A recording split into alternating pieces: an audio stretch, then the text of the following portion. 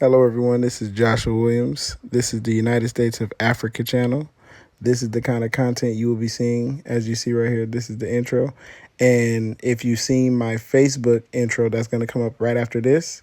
Go ahead and skip it. It's about 2 minutes. Skip the next 2 minutes so you can get right to the video. This is the content. Shout out the United States of Africa. Shout out the Sahel Alliance and everybody trying to get free. We need all those states united. We need a united Africa. Hey YouTube, welcome back to another video. This is my Facebook channel and I'm making the United States of Africa YouTube. On my Facebook, I make posts just like this. As you can see, black people are human trafficked from Africa. We built America's banks and wealth and they loaned that out to white families. And to this day, they're, putting us in jail, criminalizing us, but we never got paid. So what do you expect? Crack epidemic, all of that. Also, I make posts like this. As you see, the Sahel have, not just the Sahel, all of Africa, over 11 countries have freed themselves from Caucasians, took all the land and gold back. As you can see, took all, and those are the dates right there. You can look that up. Also, like this one, I discovered that nukes only have a 5-mile blast radius. Africa has an 11 million square mile area. So if you times 5 miles by 3,000 bombs, which they only have 3,000 nukes, that's what, like 15,000 square miles.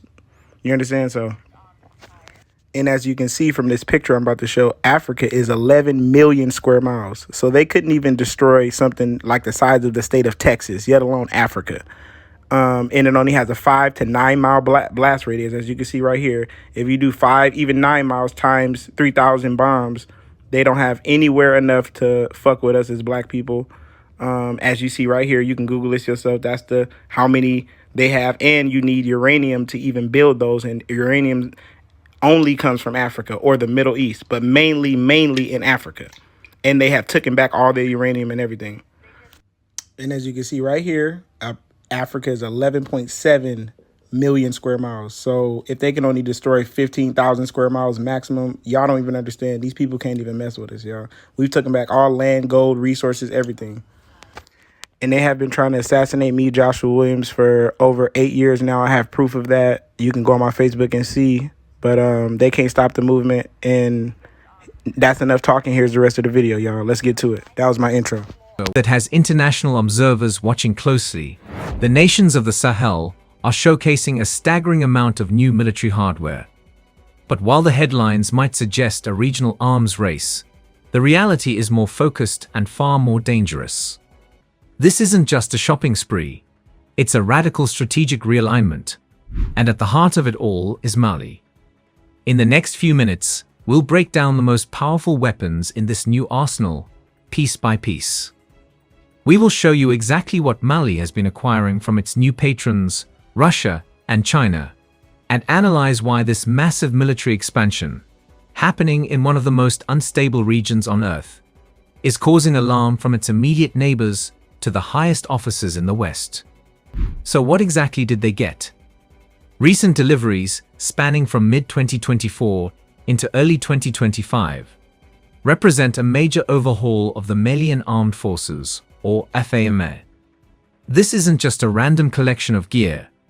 It appears to be a carefully chosen package of Russian and Chinese technology designed for both counterinsurgency and conventional warfare.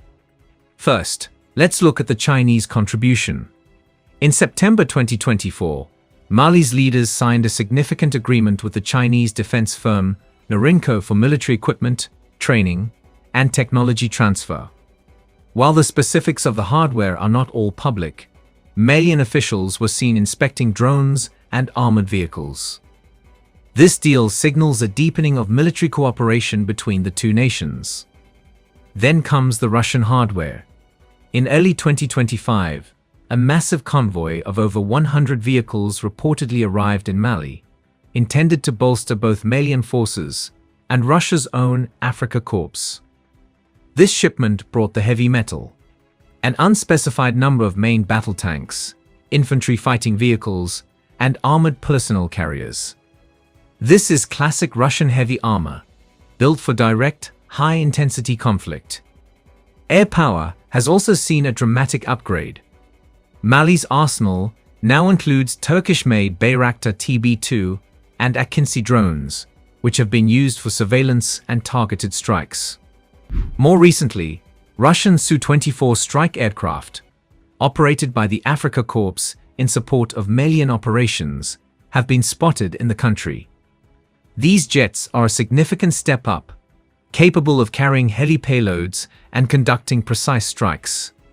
This is all complemented by a fleet of L-39 jets and various Russian-made helicopters. This comprehensive upgrade, from tanks and drones to strike aircraft, is unprecedented in Mali's history. It's a clear signal that the country is preparing for a new kind of war. So, why is this happening now? The answer is a complete geopolitical reset that has unfolded over the past few years.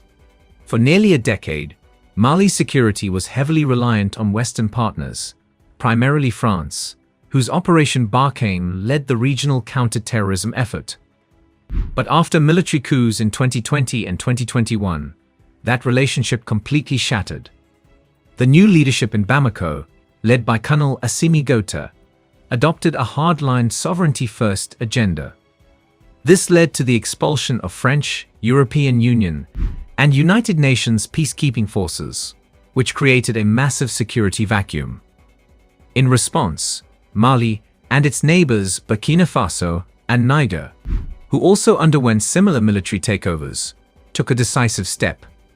They left the West African Regional Bloc, ECOWAS, and in September 2023, formed the Alliance of Sahel States, or AES. This is a mutual defense pact, a new power bloc explicitly designed to handle regional security without Western interference. To fill the security vacuum left by the West, the AES turned to new partners, Russia and China. Russia, through its rebranded Wagner Group, now known as the Africa Corps, provides direct military support, operational expertise, and combat-hardened fighters who work alongside Malian troops. This partnership is all about immediate, hard power. China's role is more strategic and long-term. Through companies like Norinco, Beijing is providing the hardware, training, and crucially, the technology transfer. While Russia provides the muscle for today's fight, China is providing the blueprint for tomorrow's army. This pivot isn't just about swapping one foreign partner for another. It's a fundamental rejection of the old order and a declaration of self-reliance, backed by powers that don't attach the same political conditions as the West. This massive influx of hardware and the strategic pivot behind it are having profound effects, but not in the way the government in Bamako might have hoped. Instead of a swift victory, Mali finds itself in a horrifying paradox. The more powerful its army looks on paper, the more precarious its security gets on the ground. The primary enemy is JNIM, an Al-Qaeda affiliate that has proven to be an incredibly adaptive and sophisticated foe. Despite FAMA's new arsenal, JNIM now controls or contests vast swaths of Malian territory. But its most devastating strategy hasn't been military, it's been economic. Since mid-2025, JNIM has been waging a brutal economic war by enforcing a blockade on the capital Bamako. Its fighters have targeted fuel tankers and supply trucks on the vital corridors from Senegal and Ivory Coast, which provide up to 95% of Mali's fuel. The effect has been catastrophic. Fuel shortages have crippled the capital, causing widespread blackouts and grinding daily life to a halt. In a stunning display of the blockade's effectiveness, a key army garrison just outside Bamako was reportedly unable to respond to an attack simply because it had no fuel for its vehicles. This is the central challenge. Mali's new heavy armor is of little use if it's stuck in a garrison without fuel. The tanks and armored carriers are formidable, but they're designed for conventional fronts. They are slow and predictable in a vast, punishing terrain where insurgents use fast, agile motorcycle columns for lightning ambushes before melting back into the population. The air power faces similar challenges. The Su-24s and TB2 drones can strike targets, but JNIM operates as a decentralized network, not a conventional army with fixed positions. They thrive on local grievances and have deeply embedded themselves within rural communities, making them difficult to target from the air without risking civilian casualties.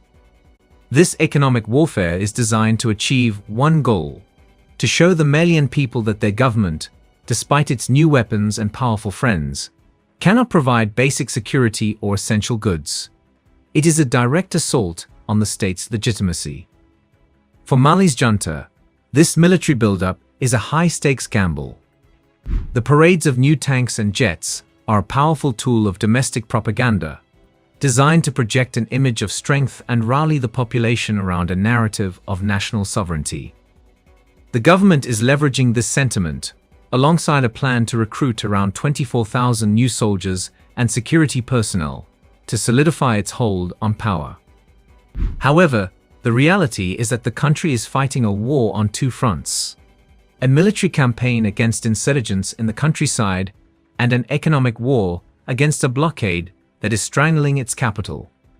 The survival of the state depends on winning both, and it is far from clear that it can. This is why Mali's neighbors and Western powers are so nervous. The concern is not just about a change in a just so y'all understand, we were on the freeway. Imagine somebody like basically trying to ram into you on the freeway and then flashing, something at you and acting like he gonna shoot you or something. So, and then once we getting off the freeway, he get off on our exit, y'all. So what am I supposed to do? What would you have done? You get what I mean? So I held my composure. I didn't do nothing to nobody. Just so y'all understand, I'm not that person. You get what I mean? Like, you get what I mean? Right. It'd be different if it was around another person, right? Yeah, I said. But he ain't flicking nobody off. He ain't doing shit. Look, did you record him pulling back up on it? I got it as soon as he hit. Yeah, he ain't no shit. I'm gonna report his ass too. I'm gonna report him. I wasn't about to do that. But don't get it twisted. Sure, really? Nigga, you fuck around me and my family, nigga, you'll get laid down. Huh? What's up? What's happening? How you feeling? Clap to what? Clap to what? I'll fucking shoot your ass in the face. Right. And just so y'all understand, this video is the reason why I was saying I feel like somebody trying to get us into a situation or, get us to, do something to somebody, because clearly I'm not, like I said, I'm not no, the only thing I am is pro-black. I'm not no gang member. I'm not no dude that was ever in the streets.